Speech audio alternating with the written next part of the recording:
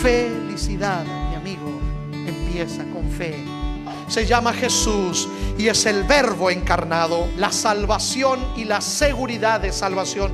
El Cordero era el que traía esperanza, el Cordero era el que traía solución, el Cordero era el que traía perdón, el Cordero era el que traía transformación, el Cordero era el que traía libertad, el Cordero era el que traía la salvación que todo el pueblo necesitaba, la limpieza y el perdón.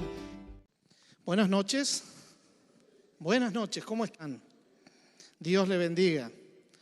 Ojalá que hoy haya tenido un día bendecido y hoy se sienta bien y mejorando y a Cristo esperando en victoria y rumbo a la gloria. Nosotros los seres humanos, más allá de nuestras diferencias o a pesar de ellas, todos estamos buscando lo mismo.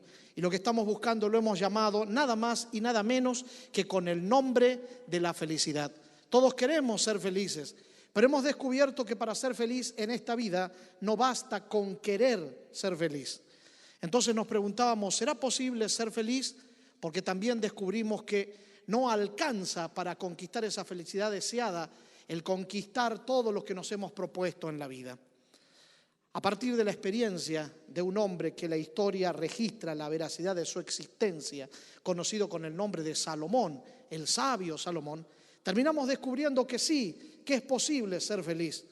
Y descubrimos en la experiencia de él que la felicidad no es sino el resultado, la consecuencia de encontrarnos con la fuente de eterna felicidad.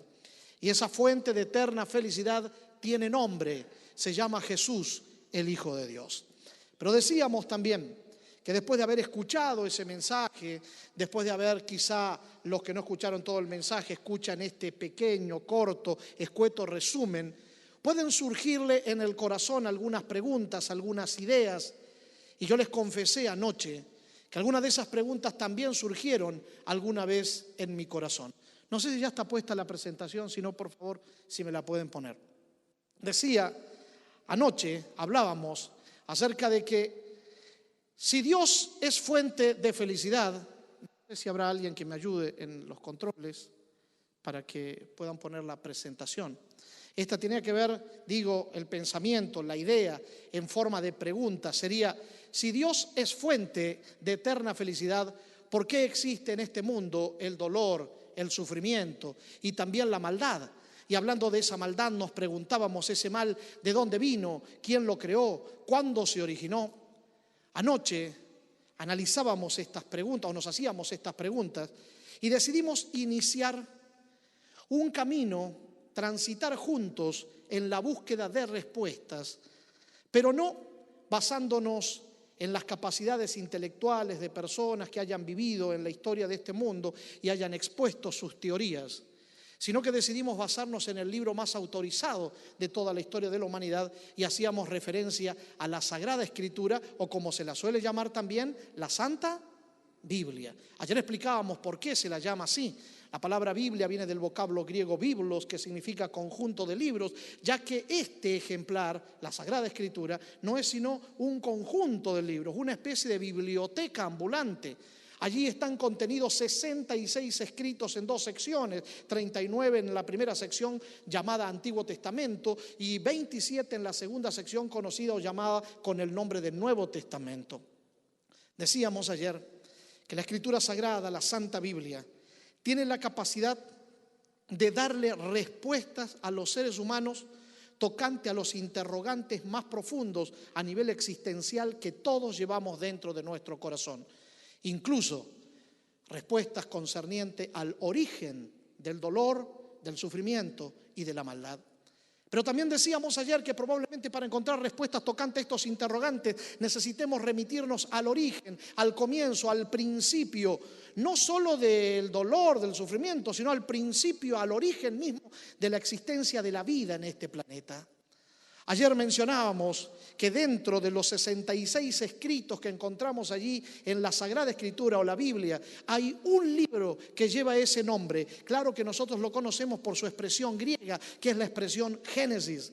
Y empezamos ayer en nuestro transitar en la búsqueda de respuestas leyendo El primer pasaje que nos presenta la Biblia, allí en el libro de Génesis, escrito por su autor llamado con el nombre de Moisés. Él decía o dice en el libro de Génesis, en el capítulo 1, versículo 1, lo siguiente: en el principio, ¿se acuerdan cómo les dije que decía en el original hebreo? ¿Cómo es que dice? En el principio, Dios. Dios en el principio. En el principio Dios, dice Moisés, creó ¿qué cosa? Los cielos y la tierra. Por favor, recuerde esta expresión, los cielos, porque en el transcurso del mensaje de esta noche habremos de volver sobre esta expresión. Los cielos. ¿Qué es lo que debe recordar? Los cielos, recuerde eso. En el principio de la nada Dios comenzó a crear todas las cosas, veíamos ayer, y así el Señor formaba este planeta y declaraba que sea la luz, y por el poder de su palabra el primer día la luz venía a resplandecer en este mundo, y el segundo día el Señor separaba las aguas, y el tercer día juntaba las aguas que habían quedado en un solo lugar, y descubriendo la tierra entonces decidió pintar un cuadro extraordinario creando toda la vegetación, y el cuarto día creaba las dos grandes lumbreras, una para que señoree en el día, el sol, la otra para que señoree en la noche, la luna, y creaba también las estrellas. Y el quinto día el Señor de las aguas de abajo creaba a todos los seres que habitarían dentro de esas aguas, y así creaba a todos los peces que conocemos hasta el día de hoy. Y también de las aguas de arriba el Señor mandaba que seres alados surcaran el cielo azul y llenaran este planeta de cánticos y melodías, y así creaba el Señor todas las aves. Y el sexto día el Señor mandaba que de la tierra misma vinieran a la existencia los seres que habitarían sobre la tierra. Y creaba así el Señor a todos los animales, decíamos ayer, desde los más pequeños hasta los más imponentes, tanto aquellos que arrancan de nuestro corazón admiración, como los que arrancan de nuestro interior una sonrisa. Voy a hacer el mismo anuncio que hice ayer, por las dudas de que alguno de ustedes no haya estado presente o haya estado distraído cuando lo hice. Y el anuncio es el siguiente: cualquier parecido con el fulano entre los presentes es mera coincidencia nada más. Ayer les contaba que suelo llevarme muchas veces la sorpresa de encontrarme parado frente al espejo y mirándome bien, no sea que algo haya cambiado en mí. ¿Saben una cosa? En el tiempo que llevo de casado, les contaba el sábado a ustedes, 19 años y 10 meses, ¿verdad? 9 meses. Y apenas, ¿hoy qué es? ¿Hoy es qué? ¿9? ¿8? ¿2 días más? 19 años, 9 meses y 2 días. Y de paso, si mi esposa me está mirando por internet, le mando un beso especial a ella. Sabe que es la persona que tiene atrapado mi corazón después del Señor. Ahora digo, en este tiempo que llevamos con mi esposa de casados, por ciertas razones, decidimos no tener más mascotas en casa. Alguna vez tuvimos mascotas y las 2 veces fueron perritos los que tuvimos. La primera ocasión nos regalaron como regalo de bodas un perrito, un cachorrito, un popi de marca Samoyed. ¿Marca se dice así? De raza se dice, ¿verdad? De raza Samoyed. Y entonces lo queríamos tanto, le pusimos, no recuerdo si le pusimos el nombre Pirata, creo, porque tenía un ojo así de un color en la piel, el pelo, y la lengua tenía manchas blancas. Se veía precioso ese perrito, lo amábamos. Pero alguien que pasó por casa una tarde lo vio allí en el patio de la casa y parece que pensó que era una bendición de Dios haberse encontrado con él, que decidieron llevárselo. Nos robaron el perrito. Al mes, menos del mes de tenerlo con nosotros, y ya nos habíamos encariñado tanto, cuánto nos dolió el corazón perderlo. Así que decidimos no tener perros más, ninguna mascota por ese tiempo. Ya después nos mudamos a otro lado, y como nos mudamos a otro lado, la misma gente que nos había regalado ese perrito como regalo de bodas viene y nos dice: bueno, ahora tienen casa nueva, vida nueva, experiencia nueva, perro nuevo también. Y nos regalan otra vez un perrito parecido, esta vez era una perrita. Y la llevamos a esa nueva casa, felices nosotros con mi esposa de que teníamos nuevamente un perrito a quien brindarle amor.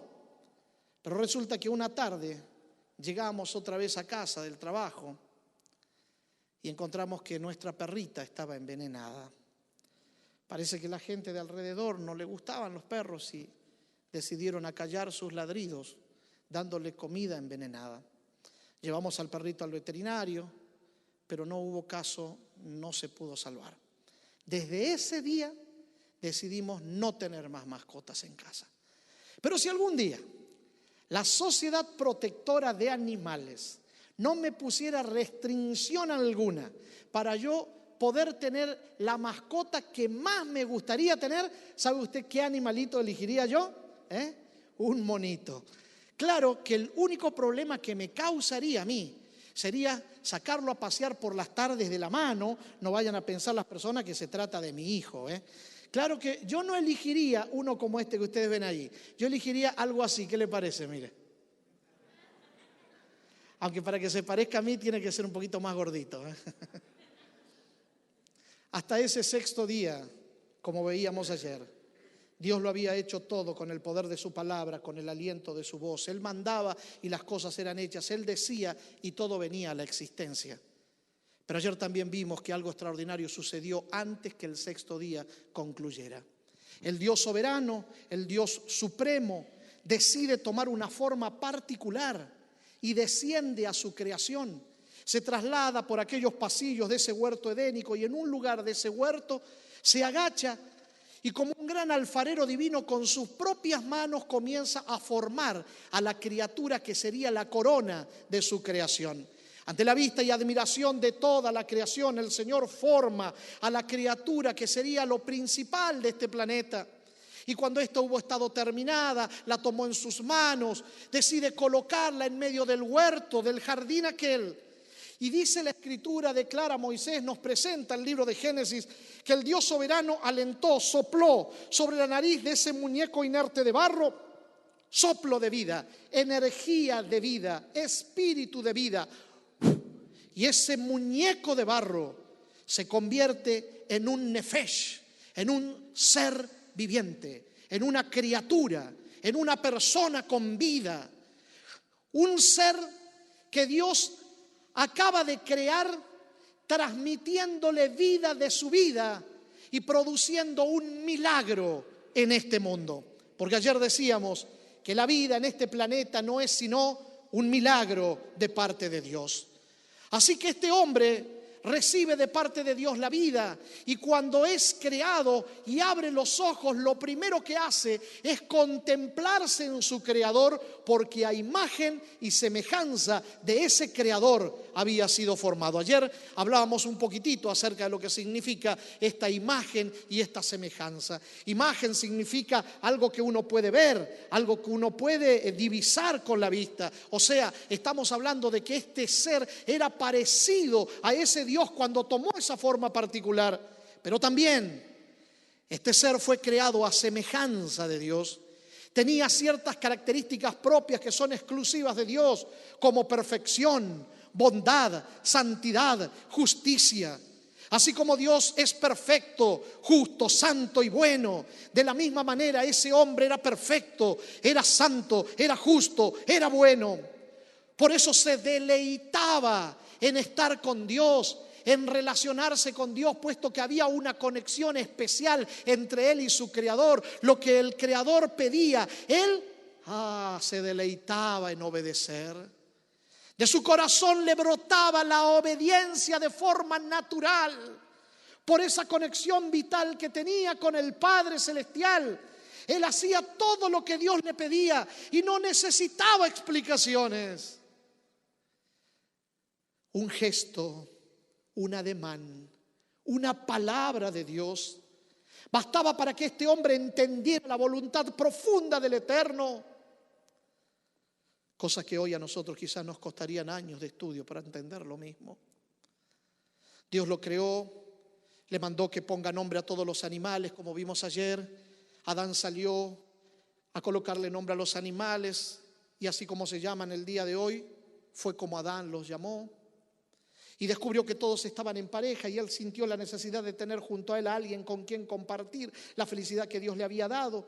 Dios, que no hace nada al azar, decíamos ayer, esperando ese momento, hace caer sueños sobre Adán y cuando éste queda dormido, Dios desciende una vez más a este planeta porque a él le encanta descender a este planeta y encuentra a su hijo dormido y hace una operación sin anestesia, pero indolora también. Abre el costado de Adán y saca una costilla y forma la que sería la criatura compañera de él, para que juntos caminasen en pos de Dios a una experiencia única y sin igual. Y así Dios creaba la primera familia, convirtiendo esta familia en una extensión de lo que Él es, porque ayer decíamos, Dios es familia, Dios siempre estuvo acompañado, porque cuando hablamos de Dios, hablamos del Padre, hablamos del Verbo, a quien también llamamos con el nombre del Hijo y del Espíritu Santo. Dios, una deidad que se manifiesta a través de tres seres coeternos, coexistentes en sí mismos, que están conectados de una forma extraordinaria y que a nosotros nos cuesta entender. Pues ese Dios que siempre estuvo, se proyecta en la humanidad, creando la familia. Por eso ayer decíamos que el matrimonio próspero, productivo, fortalecido y con las gracias necesarias para seguir hacia adelante, más allá de cualquier situación que tenga que enfrentar, es el matrimonio que está compuesto por tres seres como la deidad. Algunos ayer se sorprendieron, como quizá hoy se sorprendan otros que no estuvieron ayer al escucharme decir esto. Pero cuando yo le hablo de tres seres me refiero al esposo, a la esposa y a Jesús. Porque es la única manera de que el matrimonio cumpla la función principal que Dios le ha dejado de proyectar su imagen al mundo, solo cuando está unido a través de Jesucristo. Y la familia humana, creada por Dios en aquel sexto día, inició una experiencia de prosperidad, de felicidad, de gozo, de alegría, de plenitud. Ellos eran felices totalmente. No había una palabra encontrada entre los esposos aquellos. Todo era paz, armonía, tranquilidad, felicidad. Pero las cosas no acababan allí. Porque dice la Escritura que entonces acabó Dios el día séptimo y reposó ese séptimo día, bendijo y santificó con su presencia ese día. Dios, una vez que toda la creación hubo estado terminada, hace que lo primero que haga toda la creación junta sea adorarlo a Él. Por eso separa un espacio de 24 horas con el único uso de adorarlo a Él, con el fin de establecer un principio de vida, una ley de vida que haría que la humanidad y todo este planeta permanezca en paz, armonía y felicidad. El principio era ponerlo a Él en primer lugar, tenerlo a Él siempre por encima de todo, dejar que Él sea el soberano en todo momento de nuestra existencia. Por eso ese día es tan especial, porque se erige como un monumento del poder de Dios como creador, como sustentador, como Señor y Dios de todo lo creado. Entonces Dios vio todo lo que había hecho y vio que todo era un poquito bueno, algo bueno, más o menos bueno, o era bueno como en gran manera. Ayer concluíamos diciendo, no hay expresiones humanas que puedan describir la belleza de la creación de Dios recién salida de sus manos. No hay pintor que tenga la capacidad de plasmar en un lienzo la belleza de esa creación. Entonces nos preguntábamos, ¿qué fue lo que arruinó la creación de Dios? ¿Por qué hoy las flores se marchitan? ¿Por qué la naturaleza se ve constantemente amenazada de diversas maneras? ¿Por qué la familia humana hoy vive el caos en el que vivimos? ¿Por qué los matrimonios se deshacen, las familias se desvanecen? ¿Por qué la humanidad vive sin rumbo? Porque vivimos en medio de un mundo de dolor, de sufrimiento y de maldad. Ayer decíamos que venir hoy era importante, porque íbamos a descubrir qué fue lo que pasó allí en el jardín del Edén. Y probablemente al descubrir lo que pasó en el jardín del Edén, podremos mantener nuestro pequeño Edén, que es nuestro hogar, protegido de esas influencias negativas que trajeron todas estas cosas terribles para este mundo. Acuérdense que cuando empezamos a leer Génesis 1:1 yo le dije que se recordara de una expresión. ¿Cuál era la expresión que debía recordar? Los cielos. Por eso quiero invitarlo para que por un momento abandonemos esta tierra en el sentido figurado y vayamos o nos traslademos a un lugar físico llamado el cielo. En la expresión de Moisés, en el principio creó Dios los cielos. Al colocar esta expresión en plural y no en singular, nos deja entrever que existen por lo menos más de un cielo. Y cuando miramos con detenimiento la Escritura, especialmente una de las epístolas o cartas que escribiera el apóstol San Pablo a la iglesia de Corinto, él registra en una de ellas que fue llevado en visión, arrebatado por el Espíritu Santo a un lugar al cual él llama o identifica con el nombre de tercer cielo. Lo que significa de que para la Escritura existen por lo menos 3 tipos de cielo. Y podríamos preguntarnos cuáles serían esos. Y quizá podríamos responder, bueno, el primer cielo es el que está cubriéndonos a nosotros, donde está el oxígeno que respiramos, las nubes, incluso por donde se trasladan los aviones en el aire. Y el segundo cielo sería cuando salimos de nuestra atmósfera para entrar en la famosa estratosfera que llaman los científicos, allí donde están las galaxias, los planetas colgando. Ese que vemos nosotros de color azul, celeste. ¿Así le llaman usted también en su país? Nosotros al azul clarito le llamamos azul celeste. ¿Se entiende? Aunque dicen los científicos que no es de ese color, que nosotros lo vemos así por el reflejo del sol. Pero independientemente de cómo sea, ese sería el segundo cielo. Pero hay un lugar físico, reconocido con el nombre de tercer cielo en la Escritura, que es llamado de esa manera porque nosotros lo miramos desde una perspectiva antropocéntrica, dirían los que saben. ¿Por qué? Y porque lo miramos desde esta tierra hacia allí. Pero si tuviéramos que definirlo o llamarlo por orden de creación o de aparición, deberíamos llamar a ese que llamamos tercer cielo, primer cielo. Porque lo primero que Dios creó, cuando inició su programa de creación, fue ese lugar físico llamado el cielo. Y allí el Señor decidió establecer su trono sempiterno. Y desde allí Él gobernaría el universo que continuaría creando. Y creó para que estén alrededor de su trono seres celestiales, a los cuales la Biblia identifica con el nombre de mensajeros.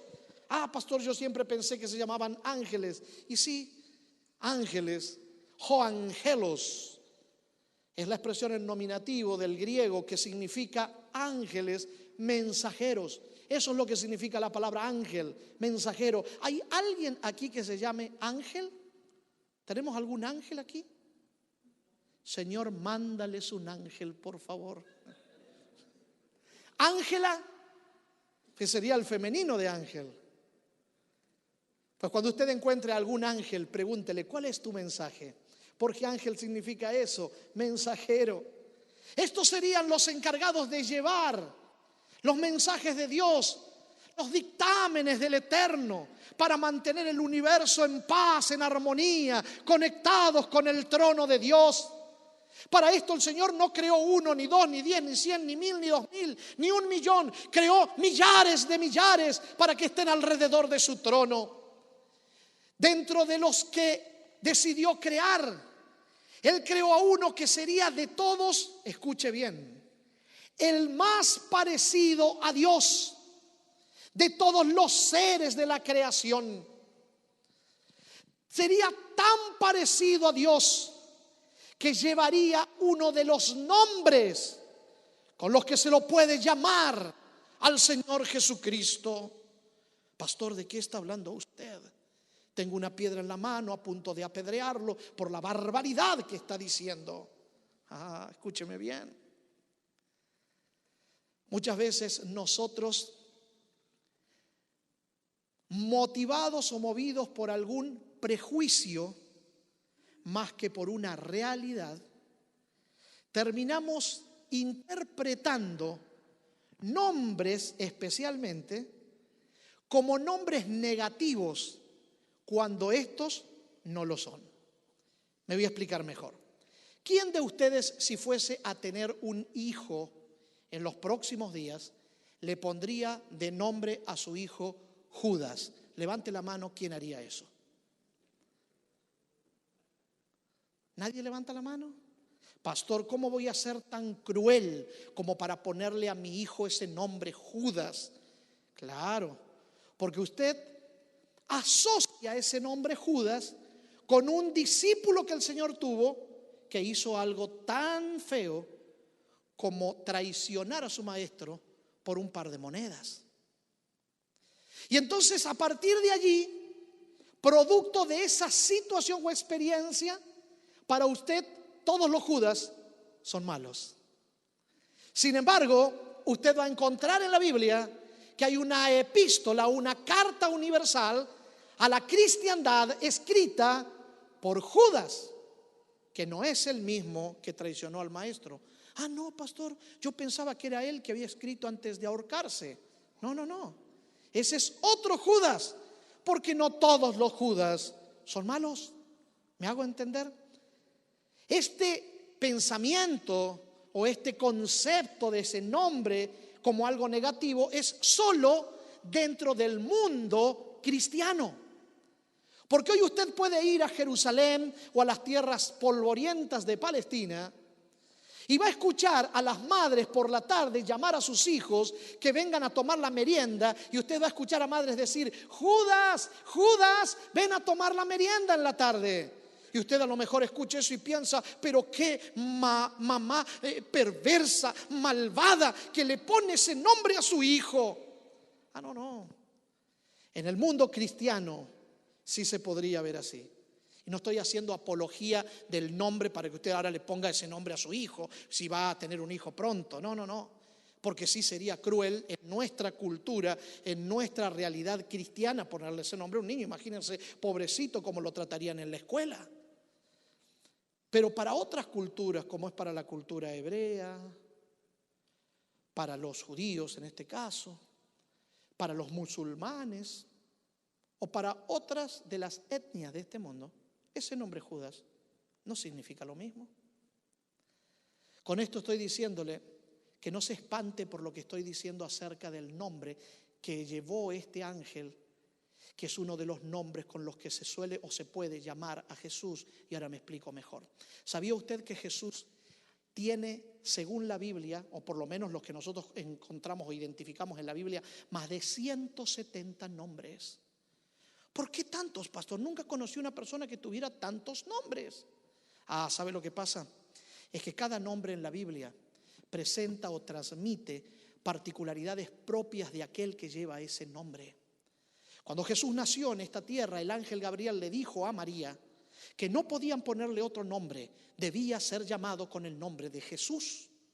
Y llamará su nombre Jesús. Y después el ángel le explicó por qué. Y esto está en San Mateo capítulo 1 versículo 21. Porque él, dijo el ángel, salvará a su pueblo de sus pecados.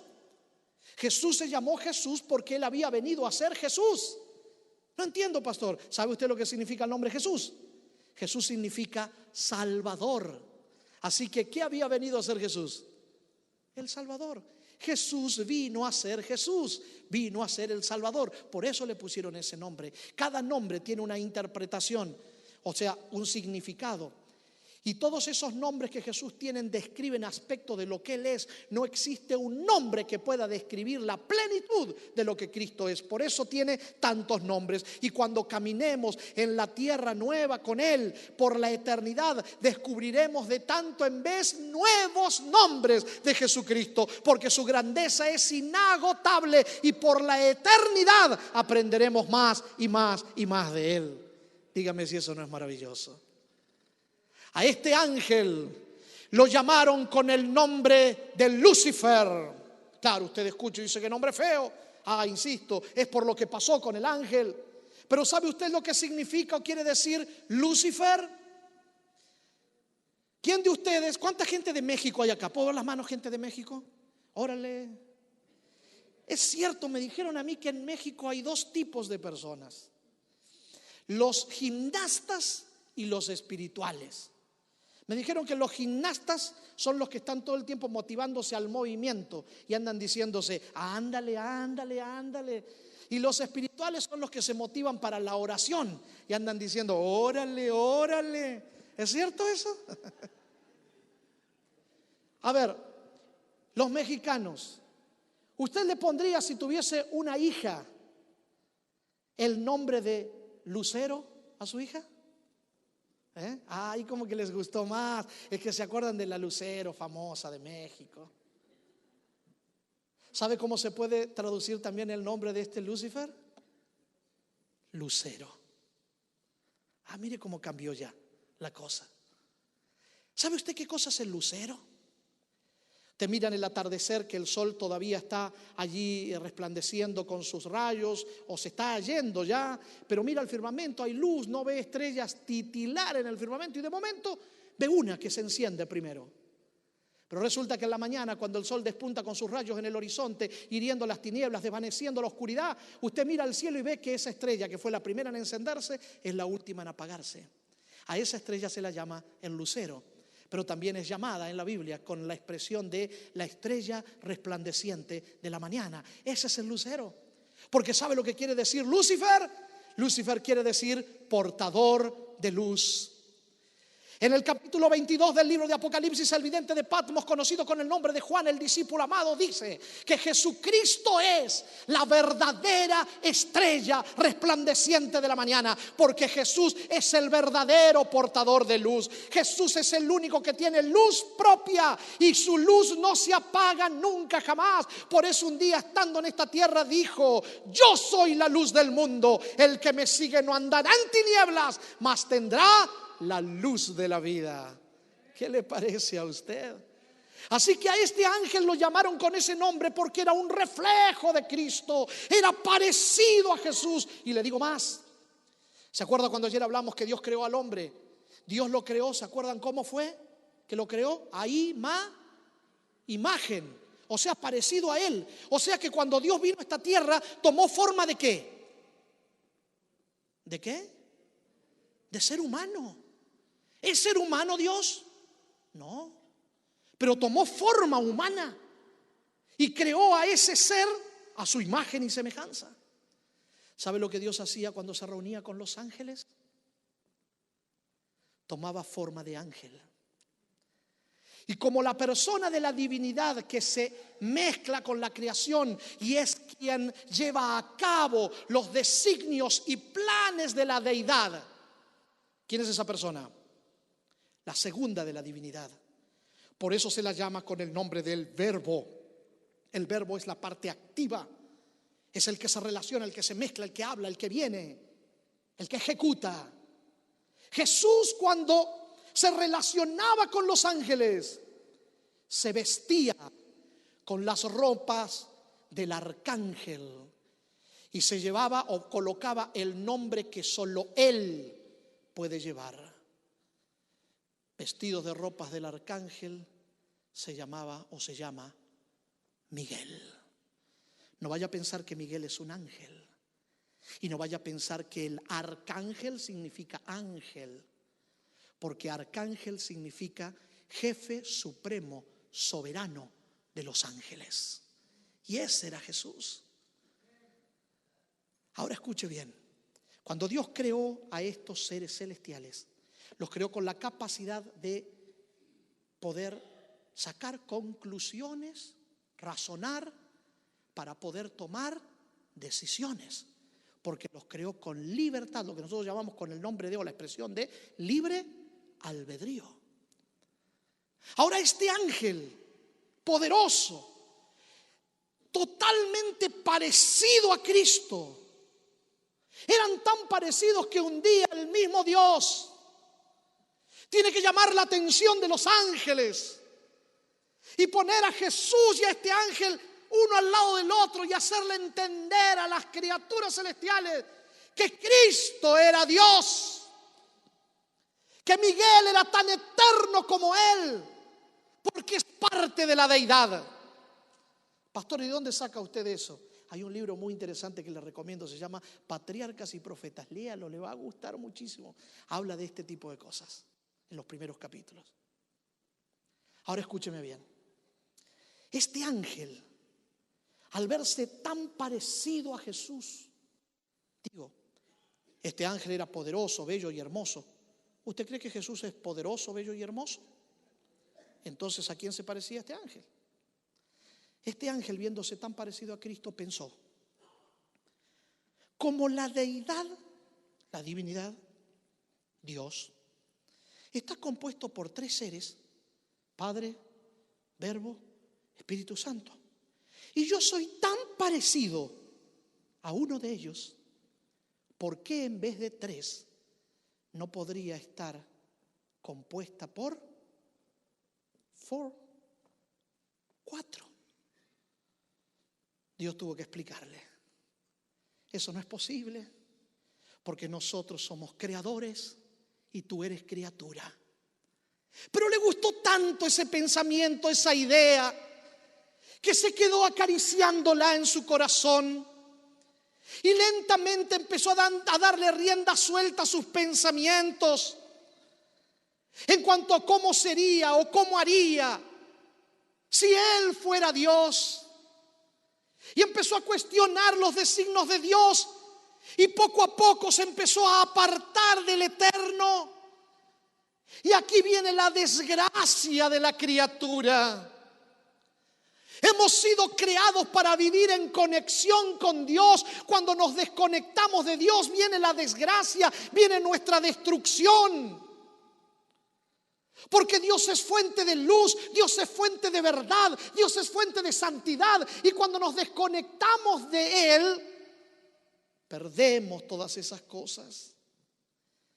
Este ángel poco a poco se apartó de Dios, se trasladó al lado oscuro y desde lejos miraba a Dios.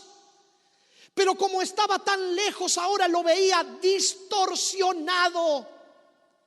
Y lo peor de esto es que se creía lo que veía e interpretaba acerca de Dios. Y empezó a pensar que él era más justo que Dios, que él podía gobernar el universo mejor de lo que lo gobierna Dios. Usted hoy piensa seguramente: qué iluso, qué utópico, ¿cómo se le puede ocurrir pensar así? Pero ¿acaso no es el mismo principio el que ocurre cuando Dios se acerca a nuestra vida y nos dice: déjame dirigir tu vida? Y tú le dices: no, y yo le digo: no, yo la manejo mejor solito. ¿Acaso no estamos diciéndole que podemos manejar nuestra vida mejor que lo que Él la manejaría? ¿No es el mismo principio acaso? Porque la desgracia de la criatura cuando está lejos del Creador no es otra sino un camino de autodestrucción. Perdón. La Escritura, miren cómo nos habla acerca de Él. Así dice el Señor: tú eras modelo perfecto, lleno de sabiduría y de completa hermosura. Estabas en el Edén, el jardín de Dios. Tu vestidura era de toda clase de piedras preciosas. Cuando fuiste ungido, yo te puse junto con los querubines protectores. Estabas en el santo monte de Dios. Andabas en medio de piedras de fuego. Eras perfecto en tus caminos desde el día en que fuiste creado hasta que se halló en ti maldad. Tu corazón se enalteció debido a tu hermosura. Él se creyó tan poderoso al compararse con Cristo que se enalteció, deseó, quiso, pensó que podía ser parte de la divinidad. Y cuando le dijeron que era imposible, le gustó tanto ese pensamiento que lo acarició, lo abrazó y lo amó más que al Creador. Y por eso, a causa de ese esplendor, se corrompió su sabiduría. Ya su visión no es clara. Él ve distorsionado, pero se cree lo que ve. Él cree que lo que ve es la realidad, pero no hay verdadera realidad si no aprendemos a mirar a través de los ojos que entiende la realidad como es, y esos son los ojos de Dios.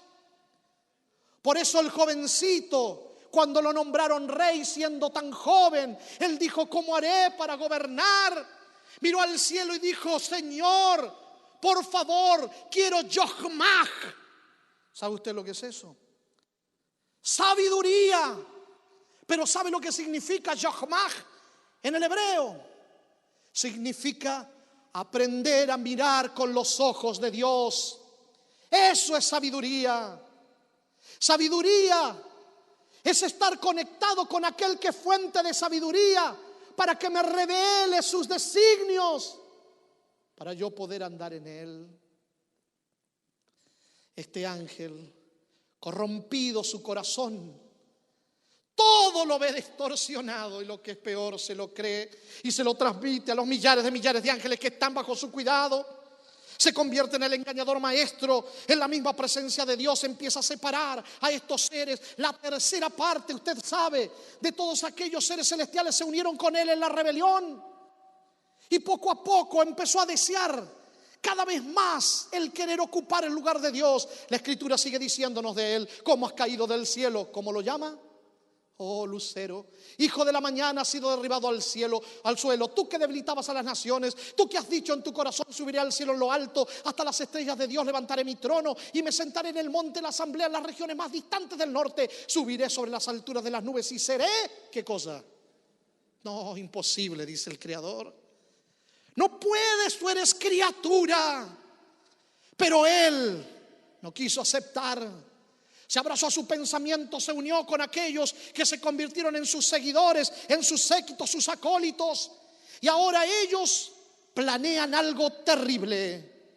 En su capacidad, porque no se niega la capacidad que tiene como hábil general que es, los organiza. Y la Escritura dice, el apóstol Juan nos cuenta que entonces estalló la gran batalla por el trono, el verdadero Star Wars espiritual, el conflicto que está detrás de todos los conflictos, el conflicto de los siglos, la guerra que está detrás de todas las guerras, y hace que cualquier conflicto de esta tierra sea apenas una escaramuza en comparación con lo que esta es. Dice el vidente de Patmos: estalló entonces una guerra en el cielo. Miguel y sus ángeles pelearon contra el dragón, y el dragón y sus ángeles pelearon, pero no se halló ya lugar para ellos en el cielo. Y fue lanzado fuera el gran dragón, la serpiente antigua que se llama el diablo y Satanás, el cual engaña al mundo entero, y sus ángeles fueron arrojados con él.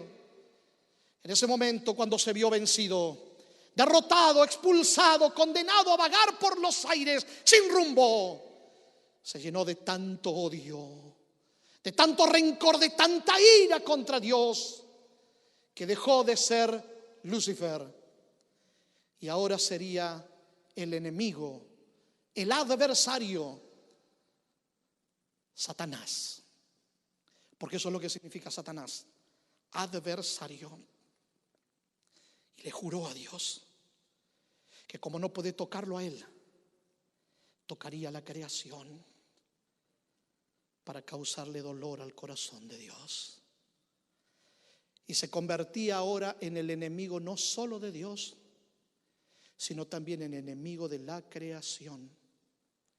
Si usted se siente, se sabe y entiende que es creación de Dios, abra sus ojos grandes, porque Él es también su enemigo y Él no juega. Nosotros podemos jugar al cristianismo de tanto en vez, pero Él no juega. Él está claro en sus objetivos, y sus objetivos es destruirlo a usted, destruirme a mí, destruir su hogar, destruir mi hogar, causar miseria a nuestra vida, para después burlarse y reírse en la cara de Dios. Este ángel empezó a mirar la creación de Dios, y Dios decide crear un nuevo planeta.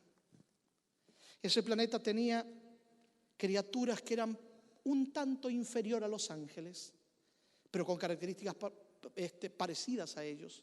La capacidad de razonar, para sacar conclusiones, para tomar decisiones, porque también fueron creados libres, con libertad y con un don que los ángeles no tienen.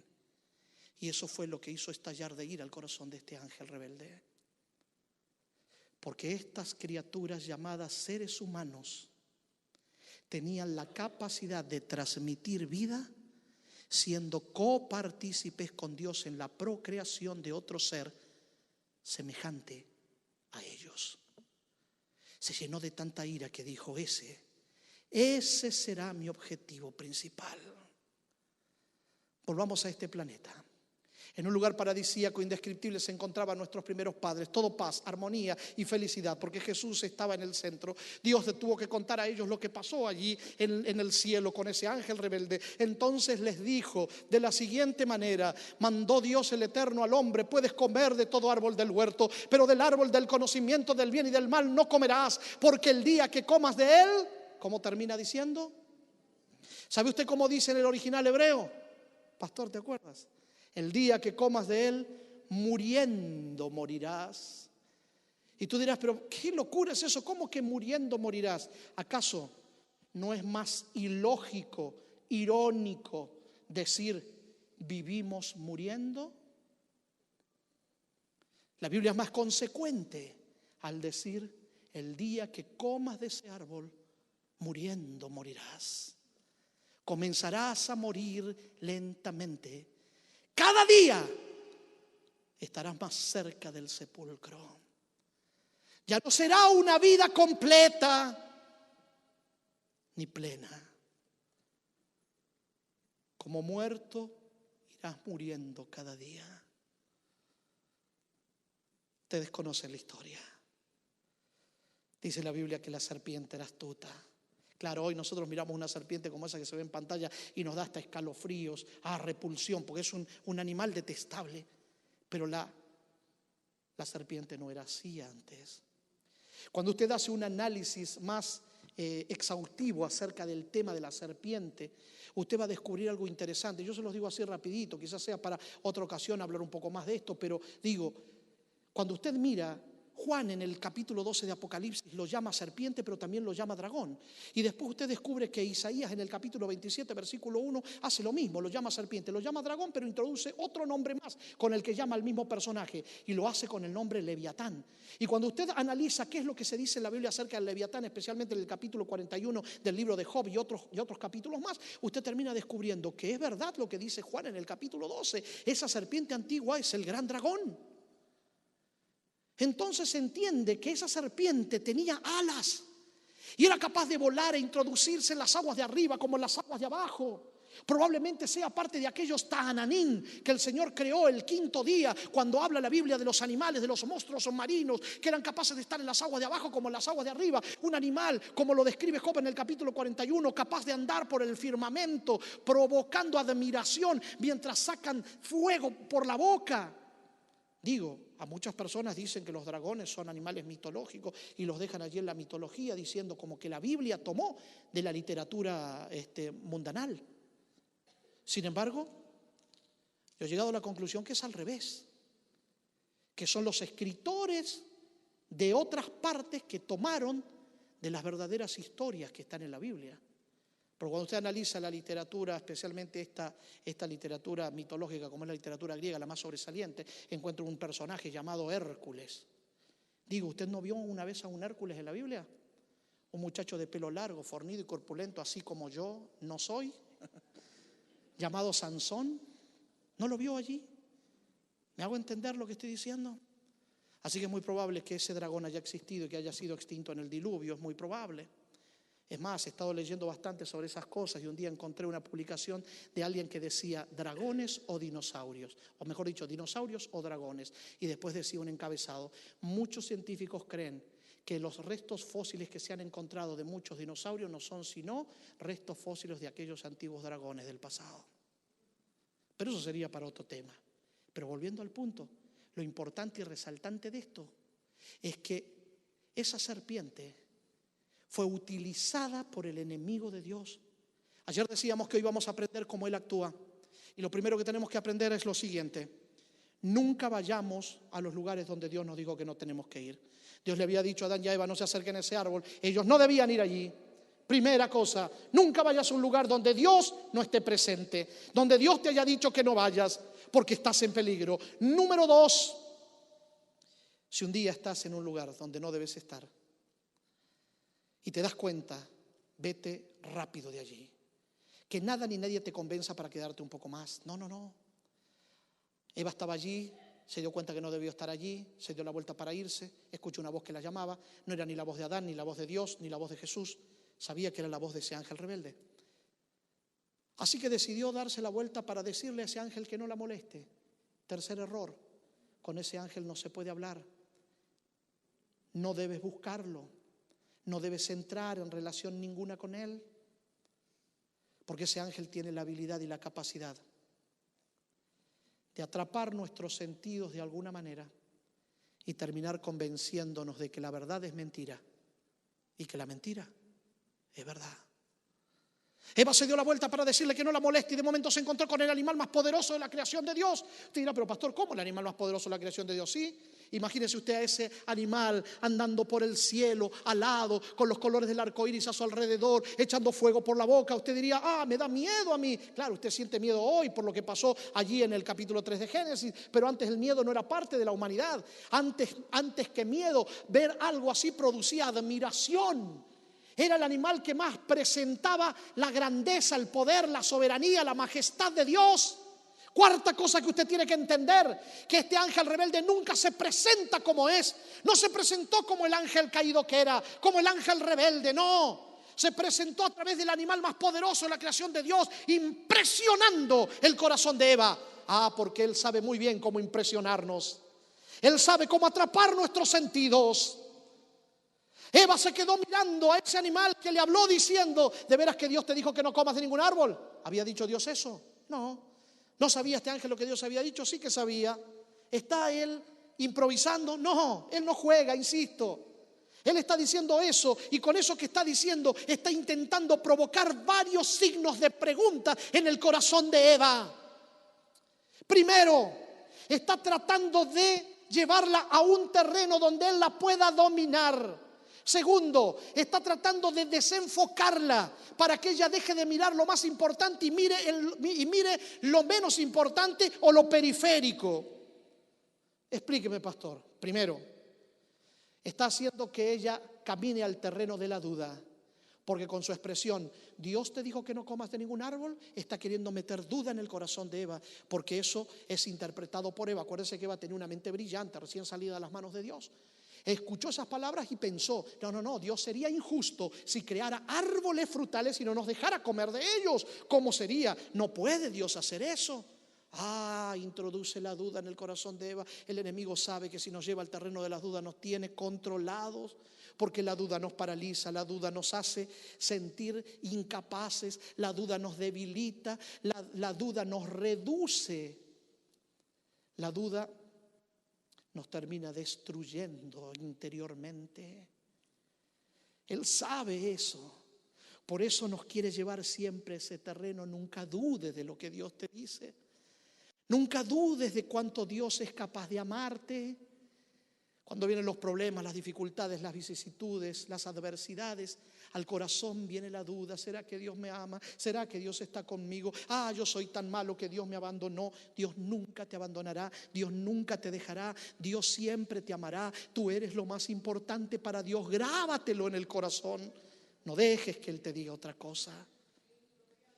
La lleva al terreno de la duda y la desenfoca a la vez, porque hace que Eva se quede mirando lo menos importante, el fruto, para olvidarse de lo principal.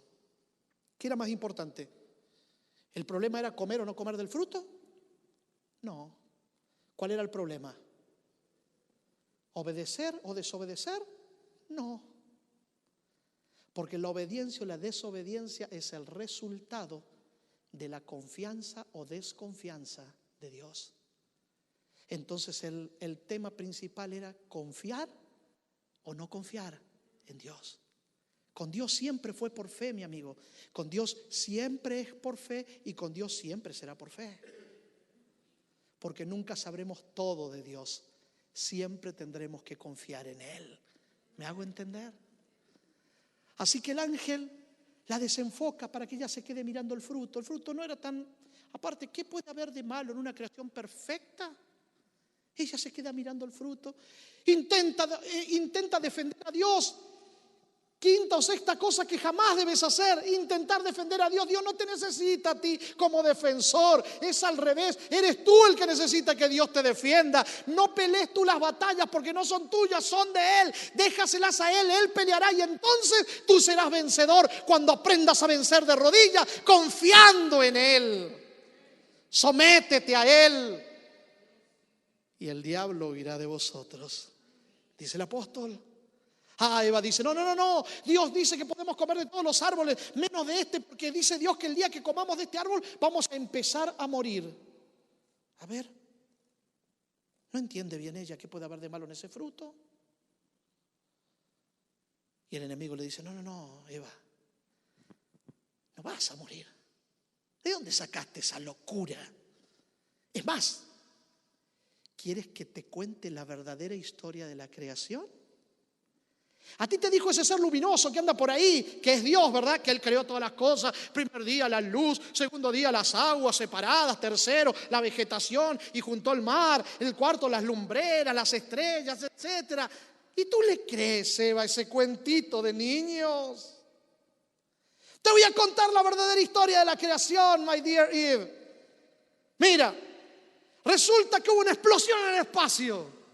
De ahí surgió una chispa de la que se formó este planeta. Por eso hay fuego todavía en el centro de la Tierra, Eva. ¿Entiendes? Lo que yo te estoy diciendo es científico. Y de allí del centro sale un árbol que le da vida a todo el huerto. Por eso está en el medio del huerto, Eva. El fruto cae y da vida. Con el correr de los miles de millones de años, esa vida se va evolucionando hasta que se llega a formar un renacuajo que sigue comiendo del fruto y se transforma en un simio. Sigue comiendo del fruto y se convierte en un Homo sapiens, en un human being, en un ser humano, en una persona como tú y Adán son. Pero siguió comiendo del árbol y ¿sabes en quién se convirtió? En ese que dice ser Dios. Así que si Eva quiere ser como Dios, come de este árbol, porque este árbol tiene poder evolutivo. Tú vas a evolucionar, tú vas a crecer, vas a llegar a ser lo que jamás imaginaste que podría ser. Serás como Dios. Él no quiere que comas de ese árbol porque Él sabe que lo igualarás. Él es un egoísta que no quiere que la gente sea como Él. Come de este árbol, Eva. ¿Tú crees que la teoría del origen de las especies nació en el corazón de Carlitos Darwin o de Charles Darwin, como lo quieras llamar? No, mi amigo. Esa idea nació en el corazón de este ángel rebelde que no quiere que usted y yo entendamos que Dios es nuestro creador. Es fundamental entender eso para una experiencia cristiana saludable, buena, fructífera. Que Dios es el creador, es soberano. Por eso Él ataca todo lo que tiene que ver con Dios como creador. Ataca la creación de Dios con estas famosas teorías evolutivas. Ataca la creación de Dios atacando el día, que es el monumento de su poder creador. Y ataca la creación de Dios atacando todo lo que tiene que ver con Él como soberano. Porque el día que usted entienda con todo su corazón que Dios es su creador, usted ya no tiene nada que temer. Porque si Dios lo creó, Dios también tiene un plan para usted. Entonces usted se somete a Dios, se abraza a Dios y sigue lo que Él dice por encima de todo. Y si Dios es por nosotros, ¿quién contra nosotros? Es fundamental entender Génesis para vivir una experiencia cristiana fructífera, próspera. Eva, dice la Biblia, dice Moisés, se quedó mirando el fruto. ¿Será? Vio que el árbol era bueno para comer, atractivo a la vista, la desenfocó totalmente. La hizo mirar lo menos importante en detrimento de lo fundamental. Eva se quedó pensando, analizando y tomando decisiones en función de la observancia que hace del fruto, olvidándose de la palabra de Dios, de lo que Dios le había dicho. Porque insisto, lo fundamental no era comer o no comer, sino confiar o no confiar. Creer en la palabra de Dios o creer en la palabra de ese ángel rebelde que con argumentos razonables la estaba envolviendo para que ella mirara lo menos importante como si fuera lo fundamental. Y perdonen que diga esto, pero esos Esas artimañas que él utilizó en el Edén todavía le siguen dando resultados con los seres humanos, incluso con los cristianos. Nos hace dudar todo el tiempo de que si Dios nos ama o no nos ama, de si Dios quiere o no quiere prosperarnos, si Dios nos va a salvar o no nos va a salvar. Y todavía hay mucha gente en las iglesias que dudan si van a ser salvos o no. Y viven en una angustia todo el tiempo de si Dios los querrá o no salvar, si merecen o no salvación. Nadie merece nada, todo es por gracia, mi amigo. Porque un Dios maravilloso nos ama con un amor más grande que el pecado y que la muerte. Él sabe cómo impresionar nuestros sentidos. Él sabe, este enemigo rebelde, cómo llevarnos al terreno de la duda y cómo desenfocarnos. Les digo, nos desenfoca tanto que un día los cristianos terminamos peleándonos entre nosotros en el nombre de Dios. Mire cómo llega la locura del fanatismo de una religión malentendida. Cómo Él nos desenfoca de tal manera que hace que nos maltratemos entre nosotros siendo hermanos, y nos maltratamos en el nombre del Señor, pretendiendo hacer justicia en el nombre de Dios. ¿Cómo es posible? ¿Me hago entender? Desenfocados. Eva tomó del fruto, mi amigo, y lo que es peor, comió. Y más aún, le dio a su esposo, el cual comió igual que ella. Mi amigo, cuando Adán la vio venir a Eva, Adán se dio cuenta que Eva comió, sabía que Eva iba a morir, pero la amaba tanto. ¿Se acuerdan lo que hablamos ayer? De cómo quedó enamorado, prendado al corazón de esa mujer. Él sentía y sabía que se iba a quedar solo, y no, él no quería quedarse solo. Prefirió morir con ella antes que quedarse solo. Parecía Leonardo DiCaprio en el Titanic. Si tú brincas, yo brinco. Tú mueras, yo muero. Así estaba Adán. A veces yo digo esto y hay mujeres que suspiran y dicen: ay, ¿dónde encontraré yo un hombre así? No se pierda el final de la historia. Adán la ve venir, sabe que ella va a morir y prefiere morir con ella. Toma del fruto y come igual que ella. En ese momento, mi amigo, la tierra se contaminó bajo sus moradores, porque traspasaron las leyes, falsearon el derecho, quebrantaron el pacto sempiterno. Por esta causa la maldición contaminó la tierra y sus moradores fueron asolados. A partir de ese momento, el dolor, el sufrimiento, la enfermedad y la muerte entraron a este mundo como una avalancha, porque el resultado natural de la desconexión de Dios no es otra cosa que la muerte. La paga del pecado es muerte. El resultado natural de estar lejos de Dios, que es fuente de vida, no es otro sino la muerte. Ahora la muerte reinaría en este mundo porque ellos se desconectaron y desconectaron la tierra de la presencia de Dios. ¡Qué terrible, mi amigo!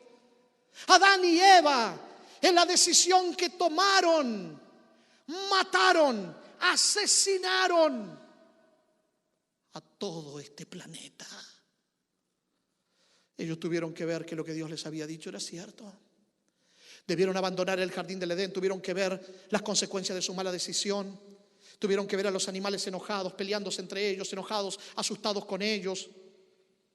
Tuvieron que ver las flores marchitarse y tuvieron que ver a la maldad desarrollarse tan de cerca como que un hijo se levanta contra el otro hasta que lo mata. Adán entiende que ahora en el mundo reina el pecado y que la humanidad toda está desconectada de Dios por lo que Él hizo. Porque ahora su condición fue traspasada a su hijo que nació ya no a semejanza de Dios, sino a semejanza de Él. Dice Génesis 5:3. Y ahora toda la humanidad está destituida de la gloria de Dios. Así vive Adán con tristeza durante 930 años, hasta que un día la palabra de Dios lo alcanza. Vivió muriendo, o murió cada día un poco más, y a los 930 años finalmente murió. Y aunque vivió con tristeza, aunque vivió con dolor, el día que murió no murió triste, no murió desesperado. El día que murió, murió con esperanza. La esperanza que lo sostuvo durante 930 años. La esperanza que le hacía ver un mañana mejor en medio de la oscuridad de la vida. La esperanza que recibió desde el mismo momento que la necesitó. porque se la entregó el mismo Dios a quien él le falló. Porque aunque Adán le falló a Dios, Dios no le falló a Adán. Y aquel día, cuando ellos comieron del fruto del árbol prohibido, Dios descendió a la tierra como siempre lo hacía, como es su costumbre, como es su deleite, y llegó al jardín para encontrarse con su hijo, pero su hijo no estaba allí. Dios, que todo lo sabe, sale con dulzura a buscar a su hijo. Lo encuentra escondido en los árboles y lo llama con ternura: Adán, hijo, ¿dónde estás, Adán? Pregunto, ¿sabía Dios dónde estaba Adán? Diría el Chavo del Ocho: ¿y si sabe para qué pregunta? ¿Por qué pregunta el Señor? Si Él sabe. Es que las preguntas de Dios no pretenden encontrar respuestas. Las preguntas de Dios tienen como objetivo despertar nuestra conciencia, hacernos ver nuestra realidad, hacer que entendamos la condición de nuestra alma. Adán, ¿dónde estás? Y Adán piensa: ¿dónde estoy? ¿Qué hago aquí detrás de un árbol escondido de Dios, si antes corría a sus brazos con premura? ¿Qué hago aquí vestido de ridículas hojas de higuera? ¿Por qué me siento mal con Eva si antes la amaba hasta la muerte? ¿Qué me pasa? Adán no entiende. Pero la voz de Dios, dulce, suave, penetrante, cautiva el corazón de Adán y lentamente va saliendo a su encuentro. Sabe que tiene que reconocer que hizo mal, sabe que tiene que confesar su pecado. Es más, él quisiera hacerlo, pero no le sale, no puede. Porque el día que tomó del fruto de aquel árbol prohibido, el enemigo entró con sus ángeles a este planeta y causó una revolución, trastornando todo, hasta la naturaleza humana. Porque ahora Adán perdió las gracias que tenía de Dios. Ya no es santo, ya no es justo, ya no es bueno, ya no es perfecto. Perdón. Y él lo sabe. Ahora sale al encuentro de Dios. Quiere confesar, pero su corazón inestable habla más fuerte que su realidad, diciendo: oí tu voz en el jardín y tuve miedo. ¿Miedo? Sí, porque estaba desnudo. ¿Desnudo? ¿Quién te enseñó, Adán? ¿Tienes otro maestro ahora? No. Yo me dio vergüenza y por eso me escondí. Adán, ¿cuándo estuvo vestido Adán delante de Dios? Nunca. ¿Qué es lo que está haciendo Adán? Está poniendo excusas, simples excusas baratas. Y así somos los seres humanos, poniéndole excusas a Dios. Me acuerdo en Puerto Rico decían: las excusas solamente satisfacen a las personas que las dan. Excusas baratas delante de Dios. Dios le dice: a ver, te voy a ayudar, hijo. ¿Comiste del árbol que te mandé que no comas? Dios sabe que comió. ¿Qué está haciendo Dios? El Señor está haciendo lo que Pablo va a decir después en Romanos 2:4. En su benignidad está guiando al arrepentimiento a Adán, para que Adán confiese. ¿Por qué, pastor? Porque si confesamos nuestros pecados, Él es fiel y justo para perdonar nuestro pecado y limpiarnos de toda maldad. Confiesa, Adán, confiesa, hijo, comiste del árbol. Y Adán dice: momentito, si estás buscando un culpable. Oh, Adán, no entiendes ya a Dios, ya no lo entiende bien. Y Adán dice: momento, si hay un culpable aquí, es la mujer que tú me diste. Ella es culpable, tú eres culpable, me la diste fallada. Oh, qué problema de Adán. ¿Cómo no era el Leonardo DiCaprio del Titanic? Que si ella brinca, él brinca, porque él la ama con un amor más grande que cualquier cosa. ¿Dónde está el amor de Adán ahora, que acusa a su mujer, que la señala, que si hay alguien que castigar, que la castiguen a ella? ¿Qué pasó con el amor de Adán? El pecado destruye todas nuestras realidades más puras del corazón. El pecado destruye los sentimientos más lindos, los principios más fuertes.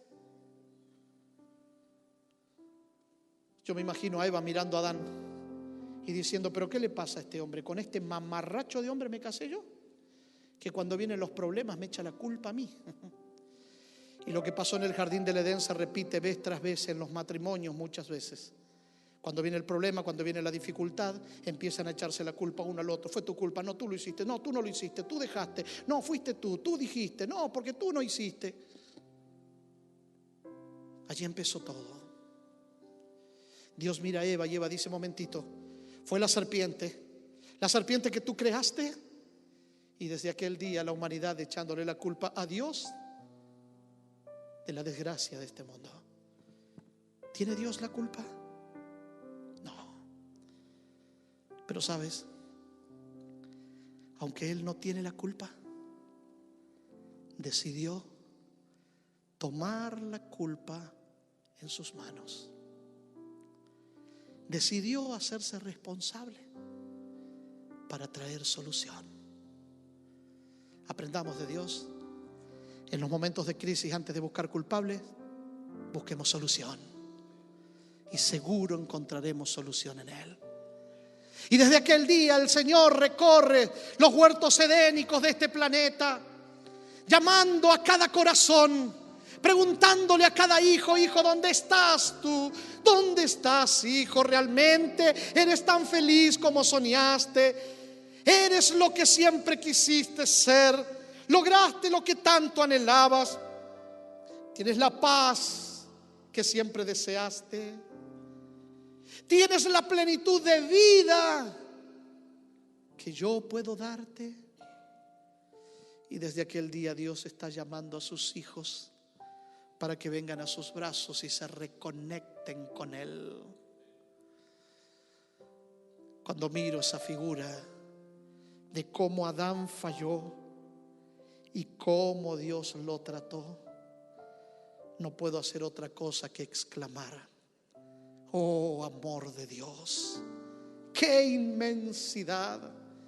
El hombre no podrá contar ni comprender esa gran verdad. Oh, amor de Dios, tu inmensidad, el hombre no podrá contar ni comprender la gran verdad que Dios al hombre pudo amar. Cuando el pecado entró al hogar de Adán y Eva en Edén, Dios los sacó, mas prometió un Salvador también. Si fuera a ti todo el mar y todo el cielo, un gran papel, y todo hombre un escritor, y cada hoja un papel para escribir de su existir bastaría. Ya jamás Él me salvó y me lavó y me da el cielo. Además, oh amor de Dios brotando está, inagotable, eterna, por las edades durará, inagotable, eterna. Yo me pregunto, ¿será que esta noche aquí hay personas que necesitan hacer como Adán y salir de detrás del árbol, cual fuere este, en el que nos hemos escondido de Dios, para venir a su encuentro, para reconocer nuestros errores, para pedir perdón, para encontrar perdón y limpieza en Él, para reconectarnos con Él y para reiniciar una nueva vida seguros de que estamos en sus manos de amor? Por eso quiero hacer esta noche una invitación muy especial. Esta invitación es para todo aquel, sea miembro de iglesia o no, toda persona que esta noche está aquí, que siente, que sabe, que entiende que de alguna manera le ha fallado a Dios y que necesita perdón del Señor y que necesita reconectarse con Él y que necesita reconsagrar su vida poniéndose en sus manos de amor. Si esta noche hay alguien aquí que necesita perdón de Dios, que necesita limpieza del Eterno, que necesita reconectarse con esa fuente de bendición, pureza y verdad, cuando mi amigo el pastor Vanston Archbold comience a cantar otra vez este canto, si quieres esta noche encontrar esas cosas lindas en Dios, te voy a pedir que te levantes de donde estés, vengas aquí al frente para que terminemos juntos orando, pidiéndole a Dios que haga en nosotros estas cosas mencionadas ya. Voy a estar orando por ti. Amor de Dios, tu inmensidad, el hombre no podrá contar ni comprender la gran verdad que Dios al hombre pudo amar. Cuando el pecado entró al hogar de Adán y Eva, en Edén Dios prosacó, mas prometió un Salvador también. Cantemos todos juntos. Oh, amor de Dios, brotando está, inmensurable, eterna, por las edades durarás, inagotable.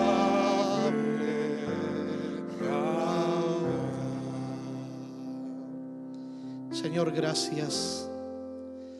Gracias porque esta noche nos das la oportunidad de venir a ti.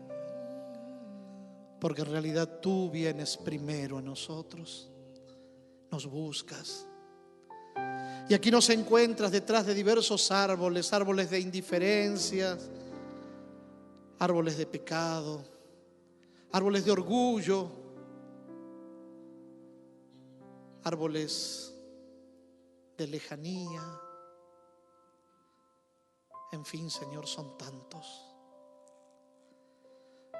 Pero tú nos llamas con amor Nos atraes a ti con esa voz dulce que tienes. Y hoy respondemos a tu invitación, a tu llamado, confesando que te hemos fallado y necesitamos de ti.